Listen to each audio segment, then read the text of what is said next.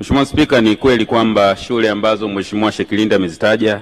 shule ya Chumbageni, Kweshai na nyingine ambazo amezitaja ni shule kongwe na ni shule chakavu ambazo zinahitaji kufanyiwa ukarabati, lakini pia ujenzi wa miundombinu mingine mipya. Naomba nimhakikishie Mheshimiwa mbunge kwamba moja ya vipaumbele vya serikali kupitia mradi wa uboreshaji wa miundombinu ya shule za msingi Boost ni kuendelea kuzitambua kwanza shule chakavu, lakini pia kutenga fedha kwa ajili ya ukarabati, na shule hizo tayari tumezitambua na tumeziingiza kwenye mpango wa kwenda kuzikarabati kwa awamu. Swala la pili, Mheshimiwa Spika, kuhusiana na ujenzi wa nyumba za walimu. Katika bajeti zetu kuanzia mwaka 2020-2021 mpaka sasa na hata bajeti ya mwaka ujao 2025-2026, serikali imetenga fedha kwa ajili ya kuendelea kujenga nyumba za walimu kwa awamu ili kuwawezesha walimu wetu kuishi mazingira bora, lakini pia kuwa karibu na shule ambazo wanafundisha.